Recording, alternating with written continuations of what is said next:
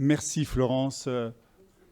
Merci à vous toutes et merci à vous tous également d'être présentes aujourd'hui et aussi nombreux. Alors bon, bien sûr, vous allez avoir quelques personnes qui vont arriver. Vous leur ferez bon accueil en leur permettant de trouver une place assise. Vous êtes 185 inscrits. Alors bien sûr, il y a des personnes qui ne pourront venir, ça c'est tout à fait classique. Mais nous sommes très heureux effectivement de ce nombre, sachant que, bien sûr, l'amphithéâtre ne peut pas en accueillir plus de 160. Donc, on se serrera. Mesdames et messieurs, ingénieurs et scientifiques de France, et plus précisément ceux de la région Île-de-France, remercient Madame Christine Clérici, présidente d'Université de Paris, représentée ici par Monsieur Roussel-Gall, d'avoir accepté que l'Université de Paris participe à l'organisation de ce colloque. Celui-ci fait travailler côte à côte des ingénieurs et des scientifiques. Et c'est en effet assez peu courant pour être souligné. Nous sommes aujourd'hui réunis non pour lister nos différences dans d'obscurs face-à-face, mais pour travailler ensemble en toute transparence à la construction de formations scientifiques supérieures et à la définition des métiers qui répondront aux besoins des entreprises et de la recherche pour les années à venir. Et vous, mesdames et messieurs les intervenants, soyez également remerciés d'avoir pris sur vos agendas très chargés le temps de nous faire partager vos connaissances en matière d'évolution des formations supérieures, ou bien de votre expérience de manager de start-up et de groupes internationaux.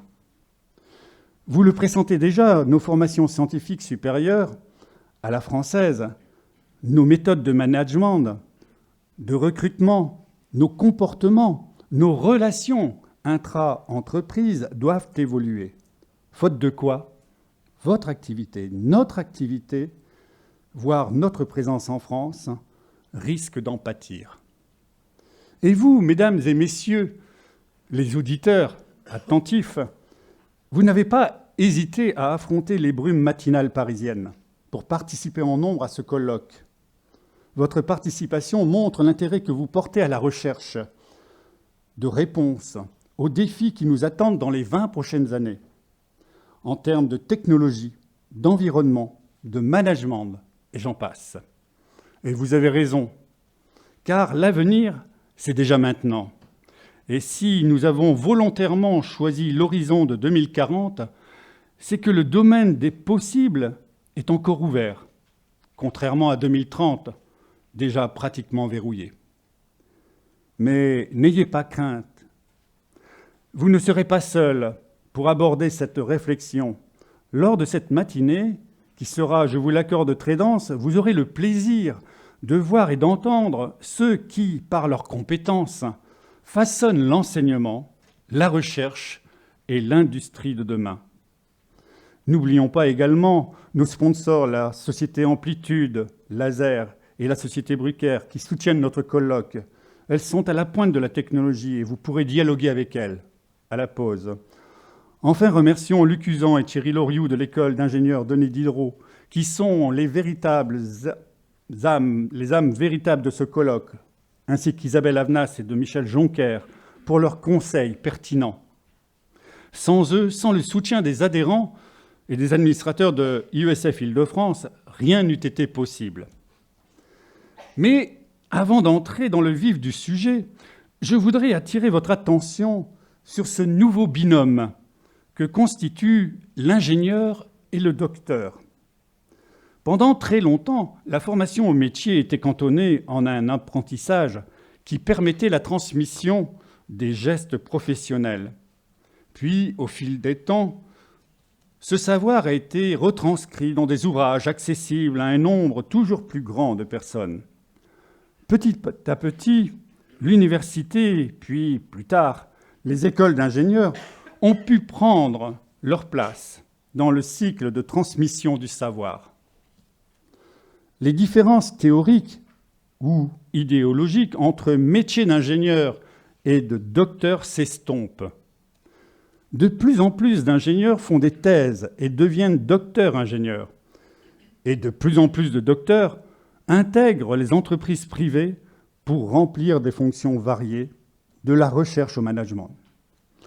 Remercions pour cela les contraintes internationales qui ont fait que le PhD, la norme de nos échanges. Mais craignons les conséquences des coupes budgétaires qui limitent le nombre de postes offerts dans la recherche publique, en France notamment. En permanence, les champs d'investigation de notre savoir s'accroissent et il nous faut envisager dans l'urgence des formations. Mais ces adaptations au cas par cas ne sont que des rustines. Une réflexion à plus long terme s'impose pour imaginer les fondements d'une formation scientifique supérieure adaptée aux nouveaux enjeux. Sachant qu'hospice et aruspice ne seront d'aucun secours, sur quelle matière pouvons-nous travailler pour dessiner notre avenir? Nous la trouverons vraisemblablement dans les databases qui se situent et qui se créent aux quatre coins de la planète. C'est dans cette richesse qui se constitue que nous trouverons le plus grand nombre de nos métiers et outils de demain.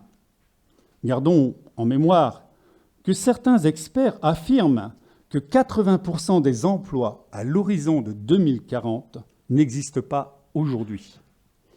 Mais ceci dit, bien peu osent faire la liste des métiers qui disparaîtront d'ici là. Cette richesse, nous la trouverons aussi dans la croissance des puissances de calcul. Souvenons-nous de la loi de Moore, théorisée par le cofondateur d'Intel, qui avait anticipé la croissance exponentielle de la puissance des circuits intégrés. Cette explosion de la puissance se heurte désormais à des limites physiques, la consommation énergétique qui devient problématique et les transistors qui ne font plus que 50 atomes de large. Mais grâce à l'envol de l'intelligence artificielle et à partir de 2050 à l'ordinateur quantique, la puissance de calcul va augmenter. Et ce qui était inconcevable hier devient réalisable aujourd'hui et sera trivial demain. Mais qui sera capable de mettre en œuvre ces transformations? À IESF, nous pensons que c'est principalement dans le domaine de l'exploitation des données que se trouve la plus grande complémentarité, mais aussi similitude entre ingénieurs et docteurs. La croissance des puissances de calcul fera aussi travailler ces experts ensemble, mais probablement de façon plus séquentielle. Le binôme ingénieur-docteur est l'une des clés de notre avenir, et notre système éducatif forme autant d'ingénieurs que de docteurs. Nous avons donc, dans notre creuset éducatif, tous les éléments de la réussite. Si nous échouons, nous serons tous responsables, et même coupables. Alors, comment résoudre cette équation? Ingénieur plus docteur égale entreprise plus performante. À vous de le dire. Merci beaucoup.